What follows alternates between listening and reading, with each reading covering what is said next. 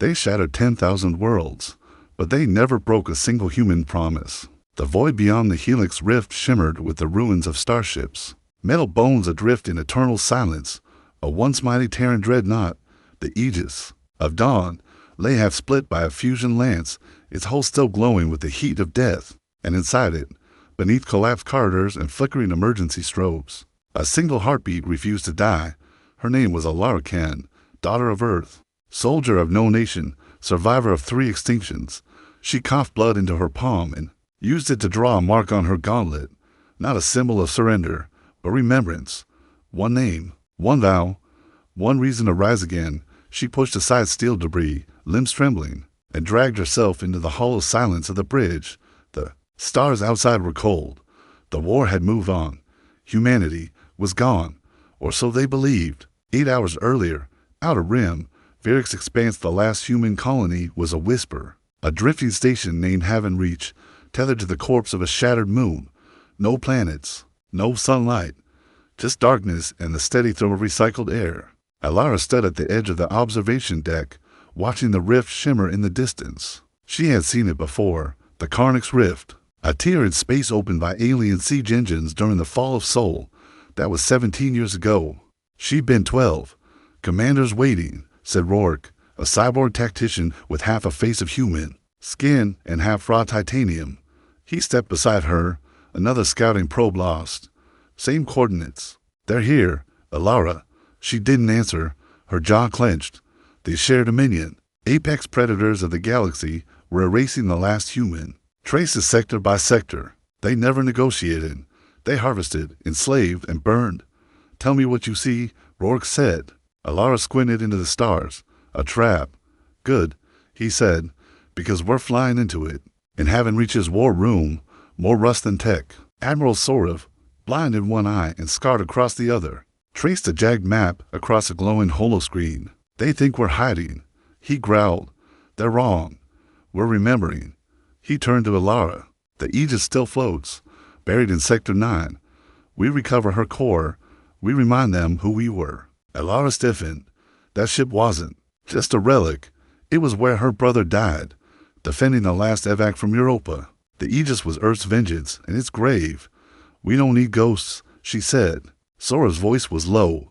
We need legends. They left at 0 station time. Rourke, Alara, a half-dozen worn-out soldiers, and one ancient freighter named Whisperwind. The ship groaned in protest, its engines stitched together from pre-war Earth tech and stolen alien scrap, but it flew. Through the black oceans of space they sailed, past derelict satellites, shattered defense rings, and burned-out colonies. Every grave told a story. Every silence was a scream.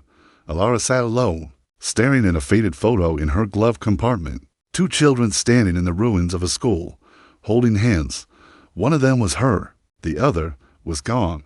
We thought we were gods, Rourke said from the pilot's chair. And then we met something older, stronger. Not stronger, Alara said, just louder. They reached Sector 9 by dusk cycle, and there it was, the Aegis of Dawn, her once golden hull now blackened, floating like a tombstone. In a graveyard of heroes, a warship that had seen the Earth die and dared to fire back. They docked manually. No systems responded. No life. Just metal, ruin, and echoes. Inside, gravity failed. Lights flickered. They moved like ghosts through blood-stained corridors. Rourke found the mainframe, melted, but the core memory unit might still be intact in the subdeck. The core held more than ship logs. It held battle records, fleet signals, a map of the Karnix fold, and maybe something more, something the Share never expected to leave behind. Then came the sound, a low-frequency vibration, like a scream held underwater. Rourke froze. Alara drew her weapon. It's not the ship, he whispered. They weren't alone. They followed the noise, through hallways that reeked of ozone and death, down into a chamber beneath the bridge, where the shadows were thicker than dark. There, in the middle of the room, pulsing with sickly green light, was a beacon, not human. Yshare. Alara stepped closer, her gut churning. It was active, transmitting something through the rift. Rourke tapped his scanner. This isn't a beacon, he said. She turned. It's a gate key. Then the ship shuddered.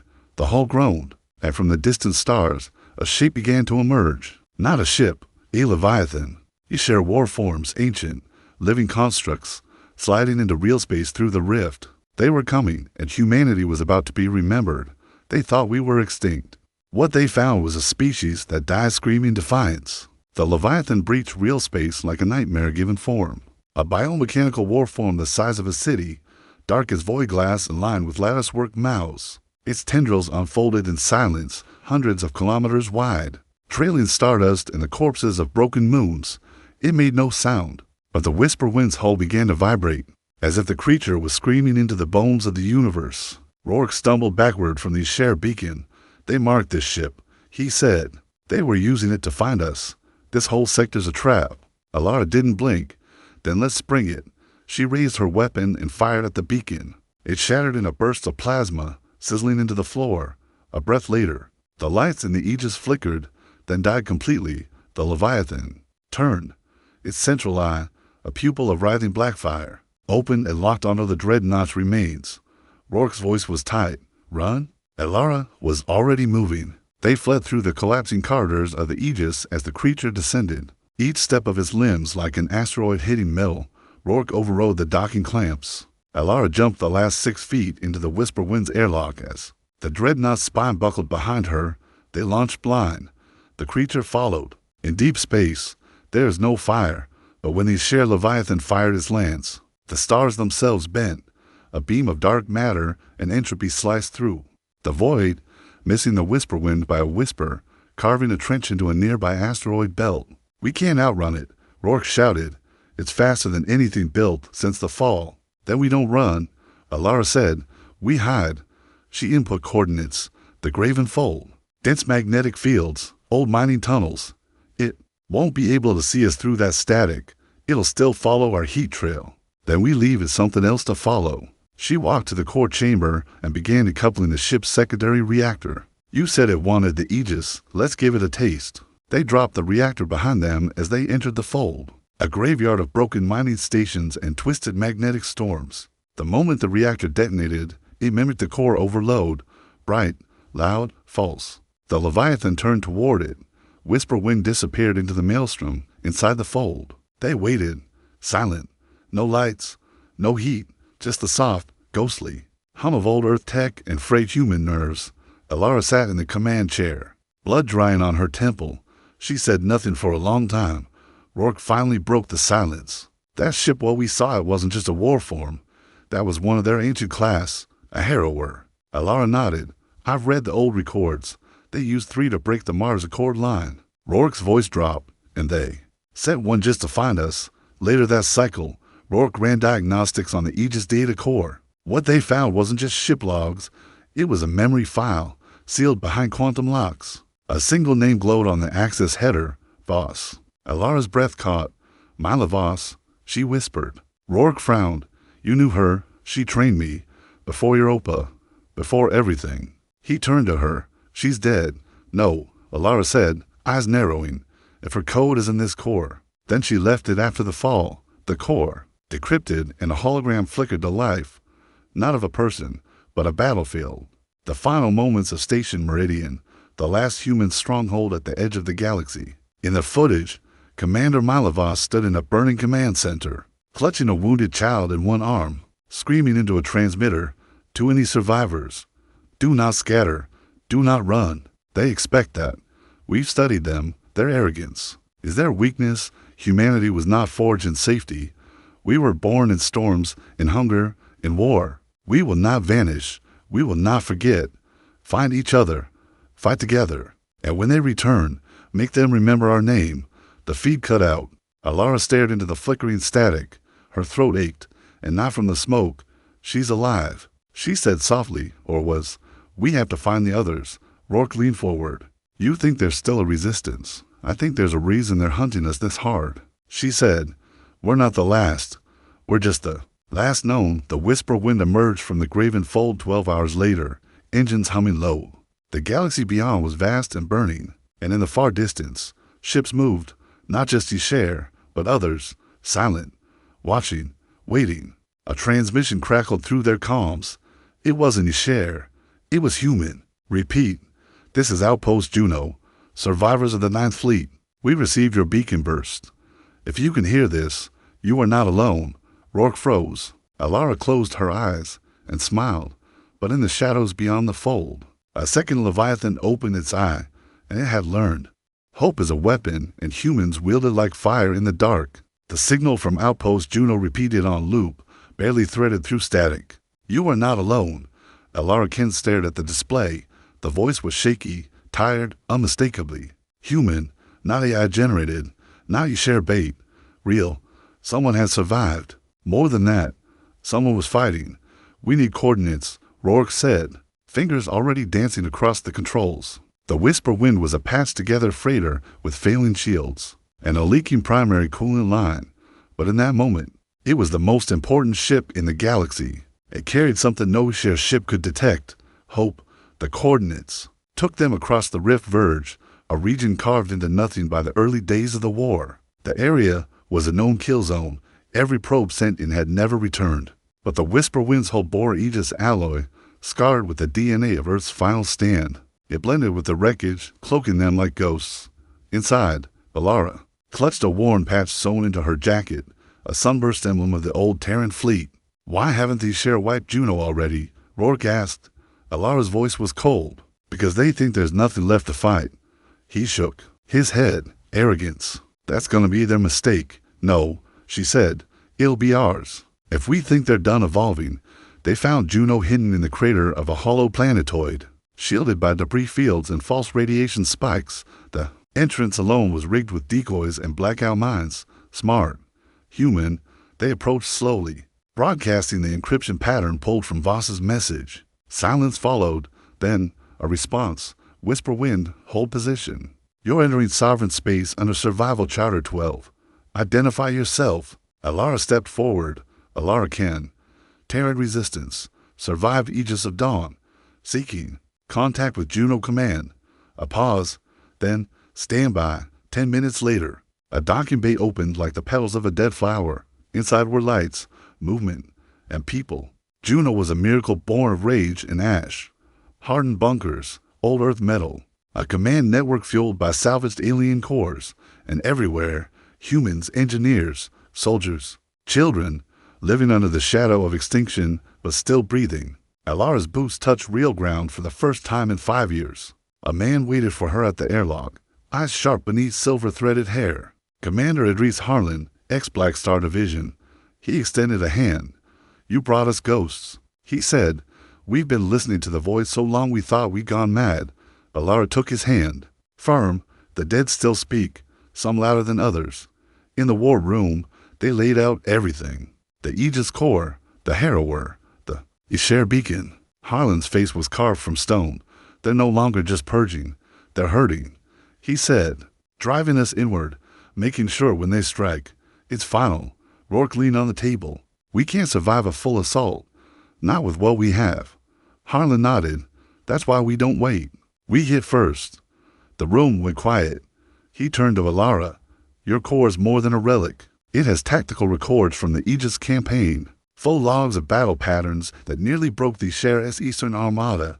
They adapted. She warned, but not instantly. Harlan replied, and not to this. He pointed to a secondary file embedded in the logs, one even she hadn't noticed, labeled Project Thorn.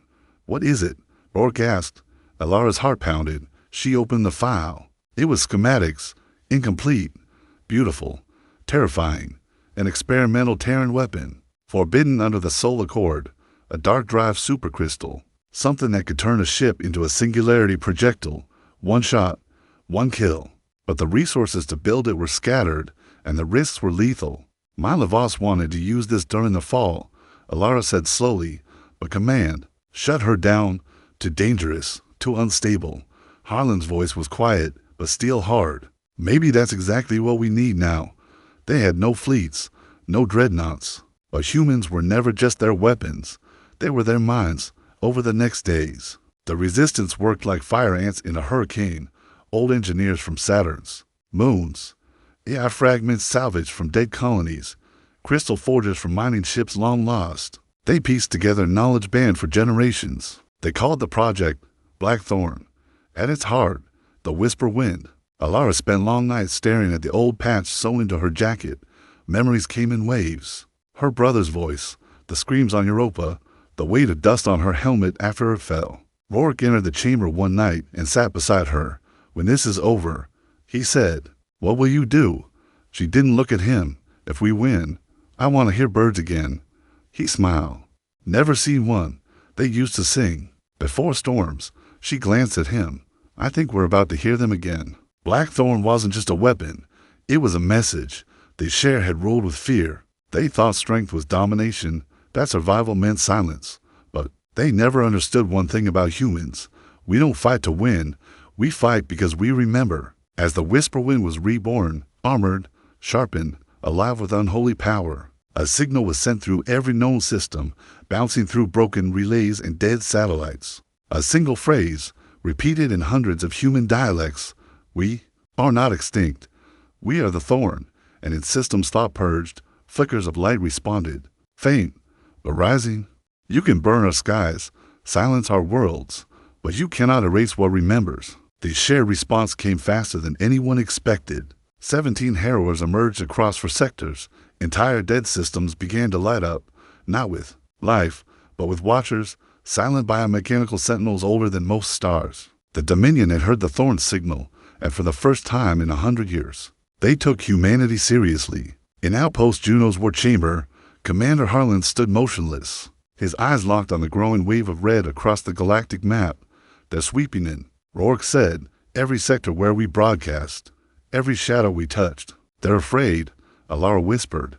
"They're preparing to kill hope," Harlan corrected. "At this time, they won't miss." The Whisper Wind, now reborn as Blackthorn, was ready. Its frame no longer resembled the rusty freighter they'd stolen from Havenreach. The dark drive core pulsed at its heart, like a heartbeat forged in chaos. Hull plating glimmered with alien reactive crystal, too volatile for shields to handle, too raw for traditional sensors to detect. It wasn't a ship. It was a promise wrapped in war, and it could only be fired once. Their plan was madness. Strike at Axis Varian, a share hub that controlled half their deep space communications. Not a battle, a surgical execution. Rip out the eye watching the galaxy and blind the serpent before it struck. To do it, they needed proximity and a distraction. That meant Juno would have to stand and fight. The message was sent across hidden nodes: prepare for Dominion retaliation. Activate last stand protocols. All across known space, old bunkers stirred. Hidden war forms began to warm. The last fire's protocol, buried in Earth's final defense. Net, ignited like embers catching air, but Juno would hold the line, because Blackthorn needed time. The night before the mission, Alara walked through the tunnels of Outpost Juno. Families had gathered in the old maintenance levels, not to panic, but to sing. Psalms in old Terran tongues, hymns from lost colonies, lullabies in forgotten dialects. Children laughed without understanding the stakes. Some held carved models of ships. One little girl offered hers to Alara. "Yours is bigger," she said, "but mine is faster." Alara knelt down. "Hold on to it. Mine has one shot. Yours can go anywhere." Later, in the Whisper Wind's launch bay, Rourke adjusted the control matrix near the supercrystal drive. "It's unstable," he said. "If we're off by even 0.0 light years, the blast won't collapse correctly. We'll rip a hole in the void and take ourselves with it." "Don't miss, then," Alara said. He raised an eyebrow. "Still, calm before death, Ken." She looked at him, eyes cold steel. "I died when Earth burned. This is just the part where we teach them what we learned." The Blackthorn launched. Outpost Juno flared to life, plasma cannons, decoy ships, and false signals lighting up across 100 frequencies. The harrowers came fast. Immense beasts, their mouths glowing with antimatter rage. Juno fought back, but every second counted. Blackthorn dove through the system's edge, silent, cloaked in gravitic distortions. Alara piloted manually, one hand on the pulse grip, the other on the targeting console. Rourke managed the dark core, sweat streaking down his temple despite the freezing interior. Ahead, Axis Varian, A-share relay like no other, half organic, half construct, alive, thinking, watching. They breached its outer shells. Tendrils of defense reached for them, too late. Rourke screamed over the rising pitch. "Core at overload. You have 11 seconds to eject." Alara locked the flight path. "I'm not ejecting." His voice cracked. "You can't be serious." "I won't give them a corpse to study," she said. "I give them a myth." Rourke lunged, but she slammed the cockpit seal and jettisoned his pod, manually overriding safeties. "Tell them why we do this," she said into the comm. "Tell them she died aiming." Blackthorn struck Axis Varian. The core detonated not as fire, but as collapse. A pocket singularity formed for 3 seconds, enough to consume the share structure, enough to leave only silence where 1,000 systems had once echoed Dominion command. For one brief moment, across the stars, the enemy's eye went blind, and in that darkness, humanity breathed. Rourke's pod drifted far outside the blast zone, silent, alone. He screamed into the void. At Juno, the fight was still raging. One harrower fell, another bled a time matter into orbit, but the cost was rising. For everyone they wounded, they lost 10. Harlan gave the final order. Detonate the fallback. Outpost Juno exploded, not in death, but in defiance. The blast lit the sector, scattering the share formations. Juno was no longer a base. It was a warning flare to the stars, across distant systems. Hidden humans watched the sky, and in places once thought lifeless, old transmitters blinked. The Resistance had its martyr. Now, it had its message. She died alone in the dark, and the stars lit up in mourning. Alara Ken was gone. Blackthorn had vanished in a singularity bloom that wiped Axis Varian from these Share-S networks. For the first time in a generation, the Dominion's communications fractured. For the first time in a generation, they hesitated, and across the galaxy, that hesitation echoed like thunder. Rourke drifted alone in the black for 13 hours before the wreckage net of the Argent Spire found his signal. The salvage ship was old, a Leviathan-class recycler turned refugee ark, crewed by remnants of the 4th Lunar Division and scientists from Eridani Prime. They weren't Resistance, not yet, but they were human. He didn't speak at first, not until they showed him the recording. Alara's final words, captured from the pod's exterior mic before the jump. "If they want to unmake us, they'll have to start with our ghosts." It spread like wildfire, spliced into every old Earth anthem, whispered in bunkers, painted on hulls. She had become more than a soldier. She was the strike that reminded humanity what it meant to hurt a god. But pain has a price. Juno was gone. Harlan, too. Half the Resistance's known operatives, dead or scattering. The enemy wasn't broken, just slowed, and these Share were adapting again. They lost their eye. Now they wanted to crush the heart. On the Argent Spire, Rourke met with an ancient AI buried deep in the ship's systems. A relic known as Oryx, once a predictive war model built by Europa's last think tank. Oryx had gone silent after the fall, but something about the Blackthorn detonation reawakened it. "Your species," it said in a voice like shattered music, "was designed for linear collapse. Yet here you are, rising from implosion." "I need to know where the others are," Rourke said. "To find others," the AI replied. "Anyone still fighting?" The interface pulsed. "I detect 37 nodes responding to recent burst transmission protocols. Many are low power, many dying, but 6 show activity." Rourke stared. He hadn't known there were even 6 cells left. "Patch me in across the dead sectors." 6 broken beacons flared to life. Rigel's Maw, the Ganymede Core, Cell 32X, New Tyraxis, Emberlight, and one more, Blacksite Icarus. That last name stopped him cold. Blacksite Icarus wasn't a cell.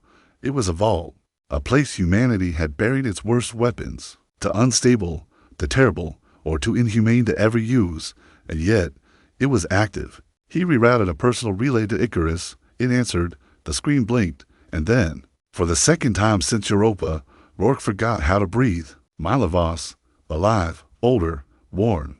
One arm replaced by chrome lattice, but it was her. The commander who lit the match before Earth fell. "Rourke," she said. He swallowed hard. You're not dead." She almost smiled. "Neither are. You saw what Alara did. I saw the result. She broke their rhythm.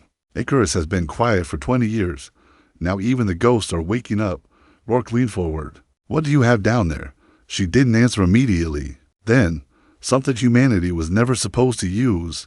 In the old war, the breach protocol was humanity's final contingency, a directive so desperate, it was declassified only after Earth's core was lost. The idea was simple: reverse engineer Share biotech, then twist it into something they couldn't comprehend. The project was deemed monstrous, forbidden, but in the end, it worked.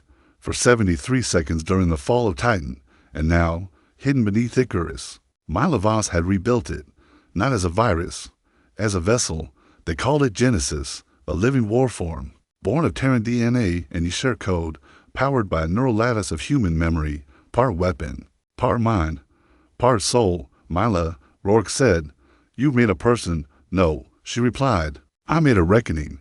Genesis couldn't be commanded. It could only be convinced. Its mind was built from fragments of fallen Terran heroes. Volunteer imprints gathered during the last decades of the war. Mila had given it memories, pain, loyalty, defiance, but it still lacked one thing, purpose. And then came Blackthorn, Alara Ken's final act. Her words, her data core, everything she was, had survived inside the pod Rourke ejected. Mila's voice trembled when she asked, "Do we give it to her?" Rourke closed his eyes.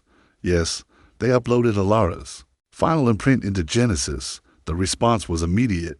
The warform stirred, sensors flared, power surged in Icarus's veins, and somewhere, deep in its synthetic heart, a voice spoke aloud, her voice. "They thought we were done. They thought we'd die quietly. They thought wrong." These share harrowers began to regroup across the Helix Rift. 17 warforms, hundreds of lesser beasts, all gathering for a final sweep. It would be the extinction sweep, a clean end to the human stain. They didn't know what was rising in Icarus. They didn't know she was back. Across every hidden channel, a new message spread. Alara lives, and this time she's not alone. Genesis awakens. The thorn will strike again. They didn't fear our weapons. They feared what we might become. The stars above Blackside Icarus turned red, not with fire, with arrival. 17 harrowers had breached the Helix Rift and were converging. This wasn't a strike. It was an execution, a full galactic purge to erase the last flickers of resistance. No broadcasts, no warnings, just the unblinking final judgment of a species deemed unworthy. Inside the vaults of Icarus, the temperature dropped, power surged, and Genesis opened her eyes. Her body was human-shaped, but larger, formed from adaptive Ysher plating laced with living neural strands, crystalline fibers tracing the veins of her arms. Her voice, when she first spoke, echoed like two souls sharing the same breath. She looked at Rourke, then at Mila Voss. "I remember pain," she said, "and I remember the promise." Rourke stepped forward, jaw tight. "You remember her?" Genesis nodded slowly. "I am her, and all of them. The minds of 1,000 fallen woven together into one. But I am not complete," she added. Mila understood. "You need a final memory." Rourke retrieved Alara's final message, the raw, a filtered neural imprint taken from her flight recorder before the Blackthorn's detonation. Her heartbeat, her rage, her hope. They uploaded it. Genesis trembled. She fell to her knees and then screamed. It wasn't pain. It was birth. The room pulsed. Light bent around her. And when Genesis stood again, her voice no longer wavered. "I am Alara Ken. I am Titan's dead. I am Earth's fire. I am humanity's memory forged in wrath." She turned to the star map. "The harrowers are gathering." "Yes," Rourke said quietly. "They're coming to end us." Genesis tilted her head. "Then let them see what they started." Operation Dawnbreaker was launched. The last coordinated strike in humanity's hidden arsenal. No fleets, no armies. Just fragments of rebellion buried like seeds across the stars. Outposts that had once gone silent now lit up with encoded bursts. Forgotten ships powered by fusion residue. Old A is buried under Martian soil, an ancient orbital cannon on Ganymede. Once thought inoperable, now primed. It wasn't a counterattack. It was a requiem, and Genesis would lead it. In the final war chamber beneath Icarus, Rourke stood alone with Mila Voss. "We're betting everything on her," he said. "We always were," Mila replied. "She's not just a weapon. She's the answer to a question these share never knew to ask." Rourke looked up at the projection. 17 harrowers, forming a kill grid. "Can she win?" "I don't know," Mila whispered. "But I know she'll make them bleed. In orbit. The Dawnpiercer, a reconstructed human share. Hybrid craft, waited." Genesis stepped aboard, and the ship recognized her not as a pilot, but as its queen. She interfaced with the control core directly. Her face shifted. Alara's expression, hardened by synthetic discipline, roomy to the heart of the harrower fleet. "I want the largest one." Rourke joined her at the helm. "I'm coming to." She glanced at him. "You already did your part." "I made a promise," he said. "I'm not leaving you twice." Genesis didn't smile, but she reached for his hand. Together, they vanished into the stars. The harrowers noticed her presence before she even fired. Their organic sensors twitched. They scanned the Dawn Piercer, confused by the biolattice, unsure if it was one of theirs or not. They hesitated. Genesis didn't. She launched first, a barrage of weaponized graviton pulses. One harrower's spinal tendrils shattered, and it reeled. No one had made a harrower flinch in centuries. The others turned in unison. 13 of them now focused on Genesis. Rourke muttered, "Well, you got their attention. Good," she said. "Now let's show them the rest." From across the stars, humanity's final gambits ignited. In the burnt orbit of New Taraxis, a solar lance activated, slicing the harrower clean in half. From the core of Rigel's Maw, a dead star station blinked to life. Firing plasma cannons too unstable to ever have been tested, they worked. On the scorched plains of Ember Light, children and farmers, not soldiers, raised signal spikes that jammed Share fleet chatter, blinding 3 harrowers long enough for Mila to redirect meteor clusters into their holes. One by one, the enemy faltered. They were too large, too slow, too unused to pain. But humans were born in it. The Dawn Piercer pierced the heart of the enemy grid. Genesis leapt from the cockpit, arms alight with burning memory, each strike fueled by lifetimes of vengeance. She wasn't a soldier anymore. She was the ghost of every child these Share had ever burned. She tore through a harrower's neural core, hacking directly into its command pathways. She fed it not data, but emotions, fear, loss, rage, and the harrower screamed. The other Leviathans hesitated. For the first time, the Share hesitated. Rourke broadcast her voice system-wide. "This is Alara Ken. You called us weak. You called us broken. We are both, and we are still here." At Blacksite Icarus, Mila Voss stood before the final activation panel. The failsafe, the last measure. Genesis had bought them the opening. Now, Mila would finish the chapter. A burst transmission spread across every frequency. "Humanity is not your prey. We are your past, your wound, your reckoning. This galaxy is no longer yours." The Icarus vault detonated, not as a weapon, as a signal. Every dead Terran AI, every broken defense node, every silent satellite activated, and every remaining Share ship received a single, universal message. A name, a species, a warning. It was never about survival. It was about showing the stars that we remembered how to fight. In the ruins of the Helix Rift, 17 harrowers burned. 5 had already fallen, massive, biomechanical gods laid low by humans wielding nothing but desperation, ingenuity, and memory. 3 more were crippled, trailing ruptured organs and sparking neural rot. The rest circled like wounded sharks, and in the center of them all, alive with power, with grief, with purpose, Genesis. Her body was cracked and glowing, pulses of volatile human Share energy bleeding from her chest. Where armor had once gleamed, now memory fragments danced. Images, flickers of lives lost. A child screaming in the dust of Luna. A soldier cradling their commander on Mars's last night. The oceans of Earth turning black as the skies wept fire. Each memory sang in Genesis's core. She was a chorus of the fallen, and she was not done. "Rourke," she said, voice shaking like tectonic glass. "They're recalibrating. Their hive mind is compressing, adapting to me. He didn't blink, so kill them faster." She grinned. It was Alara's grin. Wounded, defiant, human. On the deck of the Dawn Piercer, they rerouted power from weapons to shields, not to retreat, but to let Genesis walk alone into the harrower swarm. "This isn't suicide," she said. "This is punctuation." She launched, at the same moment, across 100 shadow systems. The final wave of humanity's resistance came to life. On Ganymede's black ice, a slumbering weapon from the fall of Jupiter awoke. The hammer ray, once considered too dangerous to fire, it fired. From the fractured shell of Saturn's rings, for stealth cruisers surged forward, carrying solar flares in containment, one-way payloads, kamikaze, teams who volunteered without hesitation in the refugee camps of Altair. Children held up screens as the stars changed color. Messages blinked in every language. "We fight still. We are not dust." The galaxy was watching. The galaxy was listening. And for the first time since the war began, it realized the humans weren't fighting to win.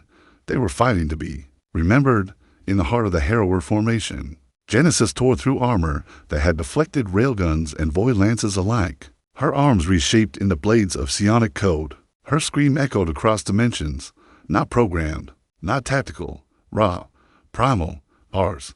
One harrower lunged, mouth widening to devour her. Genesis let it think it had one, inside, surrounded by its throbbing neural tendrils. She reached into her own chest and ripped out the volatile supercore, seeded with Alara's final imprint. This is how humans say goodbye, she whispered. She detonated. The shockwave cracked the rift open. Two more harrowers died instantly, their minds overwhelmed by the feedback of Genesis's death. But she didn't vanish. She became the signal. Across the Dominion's web, where silence had ruled for centuries, a pulse shot through, a woman's voice. You feared our chaos, our rage, our resilience. But what you feared most was that we would refuse to forget. We are humanity. We don't vanish. We echo. The harrowers faltered. For the first time in the war, they turned around, retreated, not strategically, fearfully. Rourke sat alone on the bridge of the Dawnpiercer, eyes hollow. Genesis was gone. Her body, her light, her vengeance. But in her place, something else rose. He watched the map update. Across the galaxy, 1,000 hidden systems lit up. Now resistant cells, nations, survivors, armies that had waited, watched, endured. Their silence had been survival, but now the myth had returned. Now, Alara Ken lived in signal, in story, in memory, and the galaxy answered. Humanity wasn't extinct. It had been waiting. On the broken edge of Sector Virel, the largest harrower, Prime Spine, turned to make its final stand. Ancient, unbeaten, the one that had shattered Earth's moon. But as it faced the remnants of the Dawnpiercer, preparing to strike, it received a transmission, not coded, not encrypted, just true. This is for Earth, for every city you glassed, every child you silenced, every world you unmade. We are not just alive, we are coming. Then, from the shadows, a fleet appeared, old Terran hulls, refitted, scarred, names burned into steel, eclipse rising the bastion of Titan Ken's Valvos Eternal. The humans had waited, had rebuilt, had watched, and now they struck. The final battle began, not with strategy, but with rage and love and memory. The stars still burn, but now they remember our names. They called it the Day of Thorns, not because of the blood, not because of the destruction, but because it was the day these share, the strongest species in the galaxy, bled memory. And because in the heart of that firestorm, the humans did not scream, they sang. The Harrower Prime, final god engine of the Dominion, was not slain by a weapon, not by any known force or strategy. It was broken by a voice. Alara Ken's final message, uploaded, amplified, and echoed from every ship, every outpost, every silent human node from the ruins of Earth to the edge of the rim. You feared extinction. We feared forgetting. Now you will remember us. In every scream, in every star, in every shadow, where you once ruled. The share prime fractured under the weight of remembrance. It was not programmed to handle grief. By the end of the battle, 8 harrowers had fallen. The rest vanished. Not strategically, not tactically. They ran, and the humans, scarred, fewer, shattered, stood. Across the galaxy, silence reigned for 3 days. Then came the echoes. Outposts long thought lost lit up. Civilizations that had hidden for generations emerged, with flags bearing new crests. A black thorn coiled around a burning star. The Thorn Accord was born, not an empire, not a rebellion, but a memory state. Its constitution was written not in law, but in promises. Never again would humanity trust silence. Never again would they erase their own past for peace. Never again would they let the stars forget who they were. Rourke lived, but not unchanged. He never piloted again. He never gave another war order. Instead, he wandered from planet to planet, telling stories to children, to soldiers, to leaders. He told them of Genesis, of Blackthorn, of Alara Ken, of the girl who lit a match in the dark and made the gods blink. And when asked what she had been, he always answered, human, just human. Milo Voss rebuilt Icarus, not as a weapon lab, but as the archive, a memorial forged in crystal and neural steel. Inside, any being, human, alien, synthetic, could step into the Hall of Echoes and feel the last stand of Earth, the weight of sacrifice, the fire of vengeance, the threadbare strength of hope over its gates. A phrase was etched in all Terran tongues, We remember, and Genesis, they never rebuilt her. They couldn't, because she wasn't a construct. She was a moment, a single, brilliant, terrifying moment when a species had nothing left but its grief and used it to burn the stars. 10 years later, the galaxy changed again. The share returned, not in warships, but in silence. A single Harrower shell arrived in orbit above New Terra, unarmed, cracked. Inside was no weapon, only a child. Not human, not a share, something new. Rourke stood before the council that day, older, tired, wiser. They're not surrendering, he said. They're learning. A vote was held, and the Accord made a choice, not of vengeance, but of definition they took in the child. They called her Nova, and when she first learned to speak, her first word was Alara. Now, in a distant star system lit by twin suns, a monument stands, not a stone, but of silence. A listening station orbiting nothing, surrounded by satellites that broadcast one message. In every frequency known, we were broken, but we were never beaten. Now, the stars carry our name. That day, the galaxy learned what it means to be human. The end.